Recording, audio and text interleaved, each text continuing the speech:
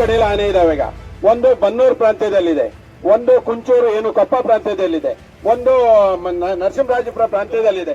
ನಮ್ಗೇನಾಗುತ್ತೆ, ಇವತ್ತು ನಿನ್ನೆ ಅದನ್ನು ಹಿಡಿದಿದ್ರೆ ಇವತ್ತು ಈ ದಾಳಿ ಆಗ್ತಿರ್ಲಿಲ್ಲ. ಆನೆ ಹೊಡೆದೋಯ್ತು. ಈಗ ಯಾವ್ದೋ 4-5 ಆನೆಯಲ್ಲಿ ಯಾವ್ದೋ ಒಂದು ಪಾಪದ ಆನೆ ಹಿಡಿದುಕೊಳ್ಳೋ ಕೆಲಸ ಆಗಲ್ಲ.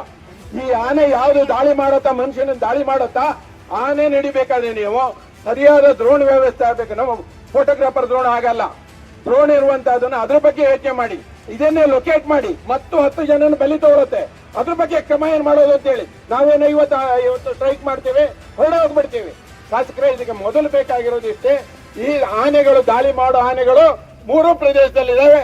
ಡ್ರೋನ್ ಮೂಲಕ ಅದನ್ನು ಕಂಡು ಹಿಡಿದು ಆನೆಗಳನ್ನು ಮೊದಲು ಇಲ್ಲಿಂದ ಹಿಡಿಬೇಕು. ಅದನ್ನ ಕೆಲಸ ಮಾಡಿ.